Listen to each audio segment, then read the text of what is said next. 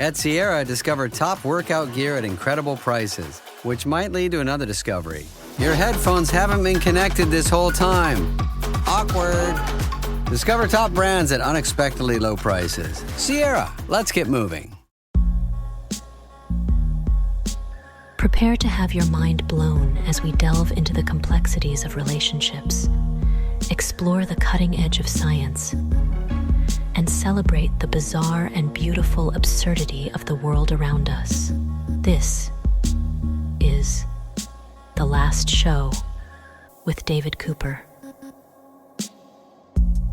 Psychedelic substances. They are having a cultural moment, but what does a smart first experience actually look like? Like following the advice of psychologists who study this stuff. Tonight we're going to dig into harm reduction and the advice some people say they'd wished they'd heard sooner. I am here with Dr. Daniel Kruger, who conducts research on psychedelics and cannabis at the University of Michigan. Dan, welcome into the program.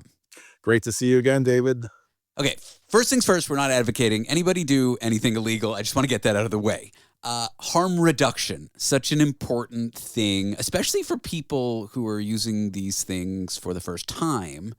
Why look into this? Why study what harm reduction looks like for psychedelic substances?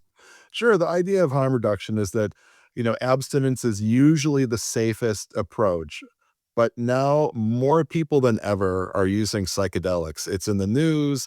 There's clinical trials going on.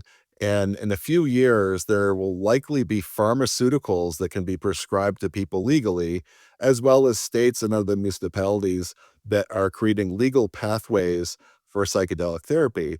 So this gets everyone excited. And at the same time, most people, 99.99% of people who are using psychedelics are using them outside of regulated environments like the clinical trials or like in above ground, psychedelic therapy programs. And many people report difficult experiences with psychedelics. And these can range from, just feeling anxious or depressed or being concerned that this experience is going to last forever to even persisting difficulties long after the acute effects of the psychedelics have worn off.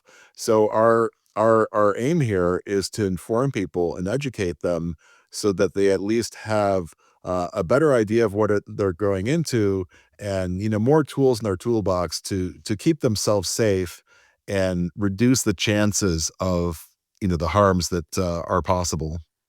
In my 20s, I'm thinking ketamine. I don't know if you'd classify it as a psychedelic substance, but when I was in my 20s, it was like an illegal thing. Someone who isn't me, would never be around it.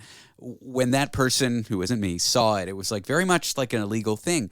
I was out to dinner last night with a friend who goes to a therapist and takes ketamine during the sessions legally. I was watching the reality show Mormon Wives of Secret Lives or whatever. Yeah, Secret Lives of Mormon Wives. Right. Let's say no more about this TV show, but these conservative religious women who, at least on its face, wouldn't do anything illegal, were taking these drugs in a clinical setting. These things are becoming more mainstream. People say they're helpful. Let's talk about what a first experience with a psychedelic should look like so someone doesn't have like the stereotypical bad trip, or even worse, expose themselves to something dangerous. Sure. Well, what we did was we asked 581 people who have experience with psychedelics, some of them extensive experience, and some of them are even, researchers or underground therapists. So, people who are pretty informed.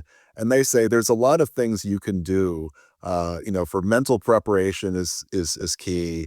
You want to learn about the substances that you're taking, learn about as much about it as you possibly can, and then also set intentions for what you want to accomplish in the experience. So, focusing on those intentions is a big issue. Clear time in your schedule for both preparation before the session and then recovery afterwards. And people often have catchy phrases for advice of, don't do anything drastic for a week, Yes. After your trip. I've because heard this people, one. Right. Don't divorce your parakeet, right? Well, I wasn't married to a parakeet, and I am divorced. But you know what I mean? You have this, what feels like a profound experience. Don't go back home and leave your wife and kids the week later because you feel like you had a profound experience. No one's saying you can't change your family setup, but just don't do it immediately.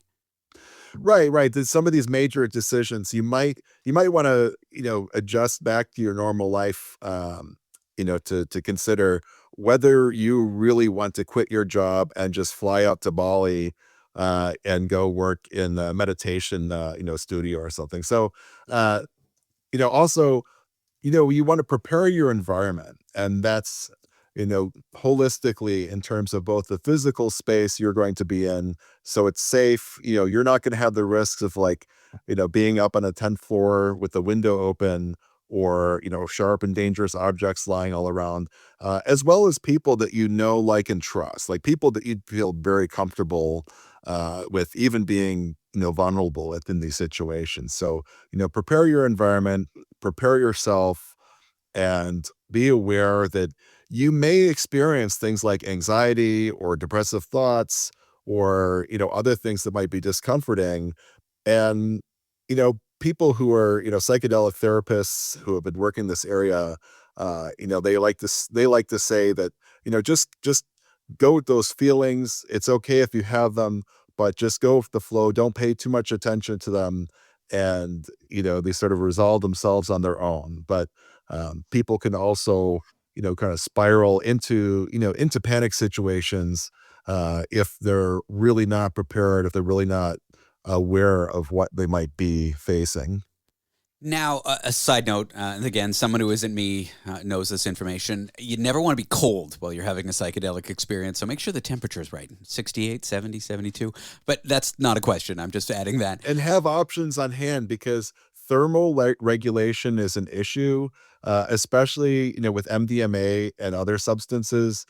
People can feel both hot and cold at the same time. So it's like, you have a blanket, but you're sweating, but just give yourself options so that you can be comfortable. I worry there's a lot of people on social media giving all kinds of advice. I worry there's young people using social media as a place to learn about psychedelic treatments. You studied this stuff. How might what people are actually saying and what actually might be good advice for first experiences differ from what we might hear online from Joe Influencer, who really hasn't studied this stuff? hmm Yeah, I mean, there's a lot of advice out there, and if you go on forums or social media, people will have various things to say, some much stranger than others.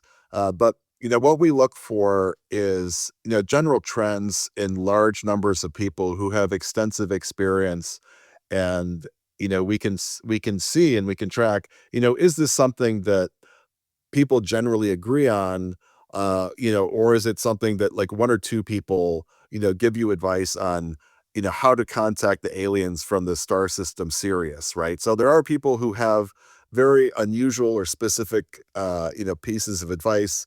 But there's a general consensus about, setting and substance, these things that you want to pay attention to and, really understand and really prepare yourself, prepare your social setting, and prepare your physical environment for the experience. Just want to underscore, not recommending we do anything illegal on this show, but if someone is listening and they're curious, but maybe nervous about psychedelics, what's kind of the first harm reduction mindset step you would take to approach maybe investigating these things? Yeah, well, be careful. I mean, certainly be careful. And I wouldn't recommend just like, oh, you're at a party or at a bar and somebody has these psychedelics and you're curious, so you take them. So being just completely unprepared in an unprepared environment, it's not necessarily going to be a bad experience, but it can be unpredictable. Got it. Well, Dr. Daniel Kruger is a researcher in psychedelics and cannabis at the University of Michigan. Dan, I've enjoyed this chat. I appreciate you coming on the show again. Thanks for walking us through this kind of harm reduction approach to psychedelics. Excellent, and thank you for getting the word out.